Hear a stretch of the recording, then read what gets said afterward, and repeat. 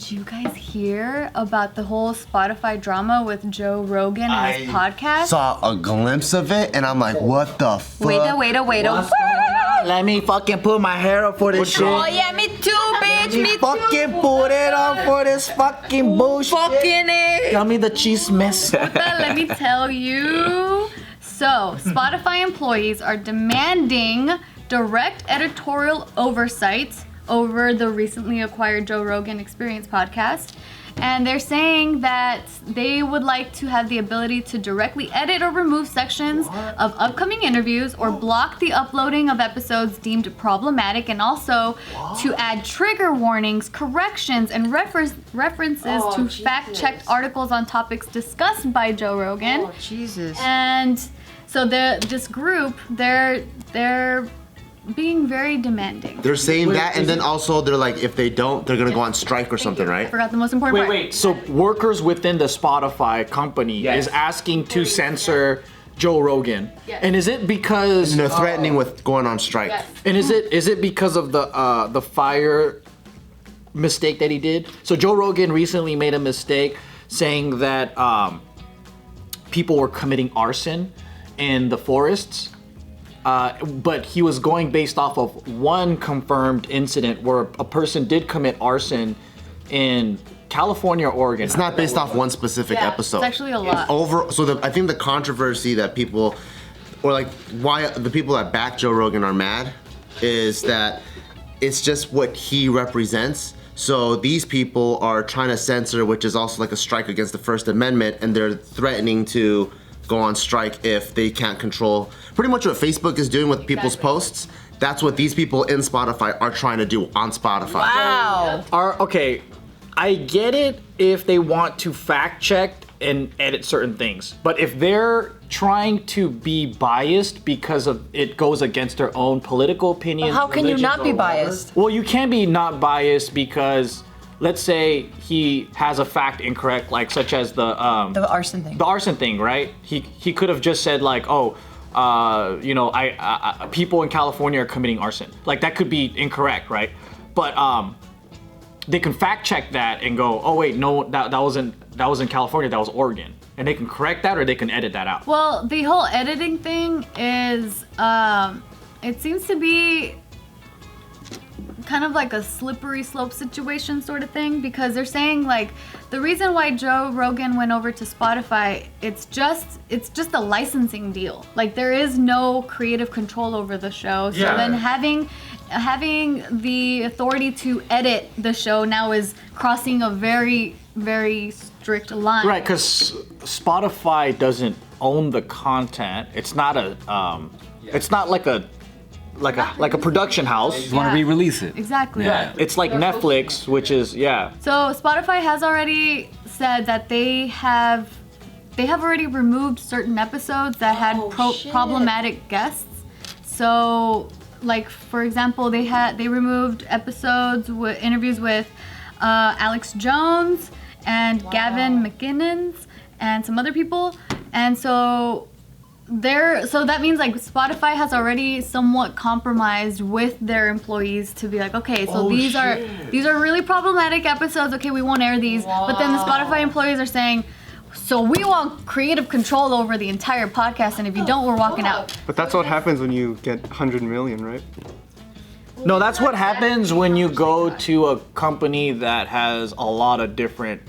Well, for one, I think they're Silicon Valley or in that area. Well, this article reported that Spotify employees reportedly earn, on average, anywhere from $120,000 to $130,000 a year, with considerable perks and benefits as well. So then they're just like, this one particular article is like, why the fuck are they complaining? Is this the only way you can listen to the Joe Rogan podcast now? Yeah, because now they're exclusive to Spotify. Oh, they're exclusive to Spotify. Doesn't he post them on YouTube though? For now. But eventually it's supposed to be all just solely on Spotify. That's the whole licensing deal. Well, then that just sounds like it's becoming a breach of contract, and that might be he might be able to get out of it then.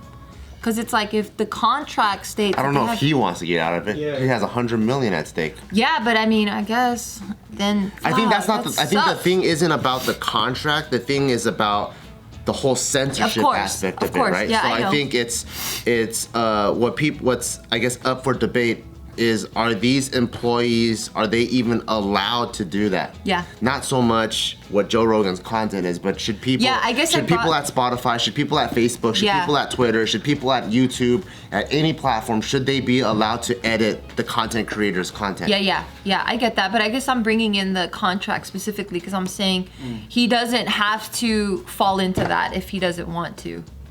You know, like, it sucks that's happening with Spotify and it's kind of happening everywhere, but I think when these bigger creators can stand up for it and be like, yo, this is censorship, I'm not for it, take your money back, which is a fucking big ass bag.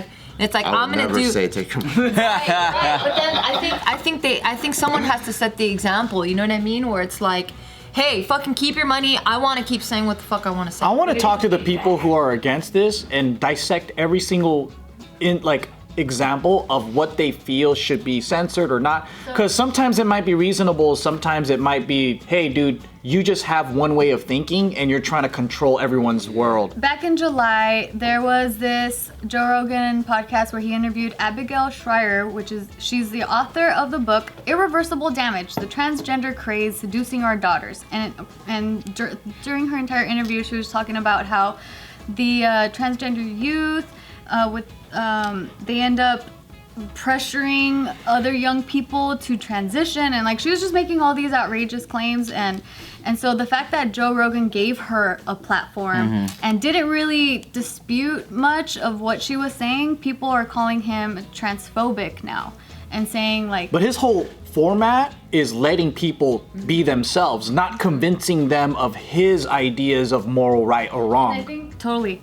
But I feel like the Spotify employees here, they're feeling like if you're gonna be giving the platform, like such a huge platform for people that are damaging, like they have crazy ideas that could damage society in whatever way, then that's irresponsible.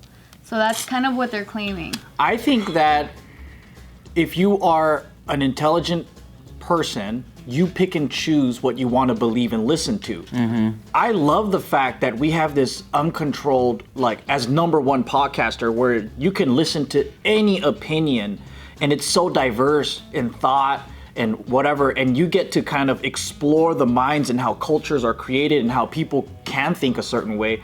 And to me, I fucking love that because it gives me an inside look into how people come up with these conclusions, even if they're transphobic. It's not that I back it up, but I'm like, now I can see how this thought process evolved in this person's mind and why a set of people within our country think a certain way.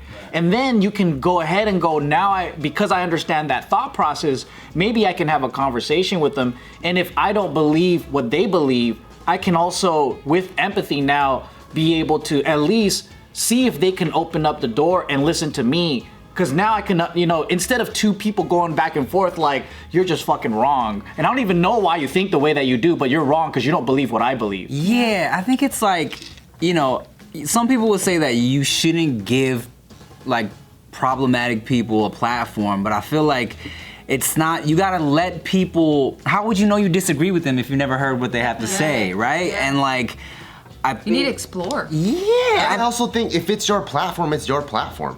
You know what I mean? If it's your platform, you have every right to do with what you want with your platform. Not necessarily, because for example with Alex Jones, Spotify removed his podcast from the platform for hate content. So like they are censoring some people or whatever, and so that's why they ended up removing that interview with Joe Rogan with Alex Jones as well, because he's just a problematic person all around. And I agree with what you guys are saying, where people should be hearing different sides, definitely. But then I think that's how we end up getting into the situation like with Facebook, how information is spread like wildfire and no one ever fact checks, and then it actually ends up affecting the elections or whatever it is. And that's a dangerous route if it's not being handled in any certain way. But I also think it's dangerous to give people power to control that. That is also dangerous, I agree. First of all, right, what if the censorship committee was controlled by the Christian right?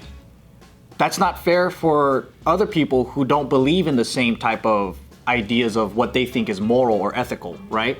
So if they are the ones that are part of the FCC or the censorship group, and they believe that this is what's moral, and you know, you can't have any talks about gay or abortion or anything like that because to them that's wrong, right?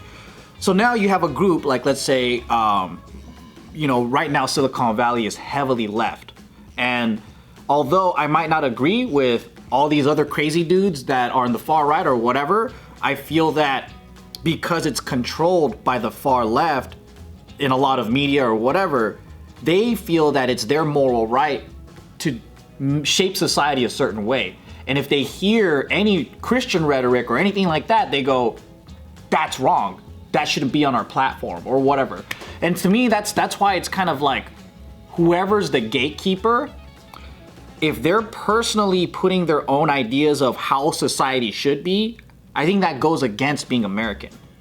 Because what it should be is that everyone here, as long as you're not breaking any laws, you can speak your mind of how you think culture should be shaped or laws or whatever. You speak your mind, and then you get judged for your opinions, but you should at least be able to speak them. What's happening here is they're being silenced. And I'm like, hey, if they're saying some crazy shit, right? I don't know what they're saying, but I'm just thinking, yeah, if they're saying extremely crazy shit, maybe, but then it's extreme to whom? You're right, yeah, that's true. Like Tiff said, it's a slippery slope, and that's why for me, I'm like, everyone's gonna have their biases, and I think you need to just align yourself with the company or the representation that aligns with yours.